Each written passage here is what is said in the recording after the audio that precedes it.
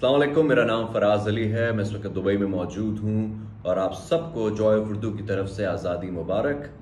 اور آج کا دن جو ہے وہ عبداللہ حسین صاحب کی سالگرہ کا بھی دن ہے، تو ہم ان کی یاد کو تازہ کرنے کے لیے میں آپ کو ان کی کتاب اداس نسلوں میں سے چند سطریں سنانا چاہوں گا۔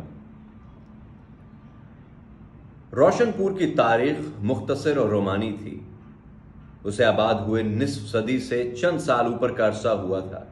اس لحاظ سے وہ اس علاقے کا سب سے کم عمر گاؤں تھا۔ یہاں ابھی اس نسل کے بھی کئی افراد بقید حیات تھے جس نے پہلے پہر آ کر یہ گاؤں آباد کیا تھا۔ جس وقت ہم ذکر کر رہے ہیں اس وقت دوسری اور تیسری نسل اس کی زمینوں کی کاشت کر رہی تھی۔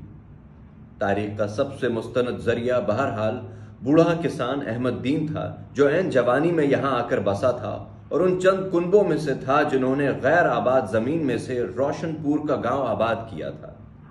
یہ تاریخی کہانی وہ اس طرح بیان کرتا ہے۔ جب سن 57 کا غدر مچا تو نواب روشن علی خان ضلع رہتک کے کلکٹر کے دفتر میں معمولی اہلکار تھے۔ ظاہر ہے کہ اس وقت وہ نواب نہیں رہے ہوں گے۔ مڈل تک تعلیم یافتہ تھے اور اپنی شرافت کی وجہ سے دوست و احباب اور گلی کوچے میں قدر و منزلت کی نگاہوں سے دیکھے جاتے تھے۔ اس زمانے میں وہ اپنی والدہ اور نئی بیاحتہ بیوی کے ساتھ شہر کے ایک پرانے حصے میں رہتے تھے۔ جس روز شہر میں بغاوت کی آگ بھڑکی اور ہندوستانی سپاہی انگریز افسروں کے خلاف ہتھیار لے کر اٹھ کھڑے ہوئے، اس روز شہر کی عوام میں بھی خوف و ہراس کے ساتھ ساتھ غم و غصے کی لہر دوڑ گئی۔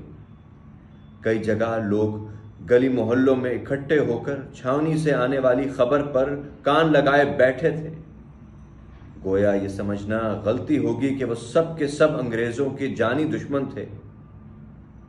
رات پڑی تو سب شہری اپنے اپنے مکانوں میں بند ہو کر بیٹھ گئے۔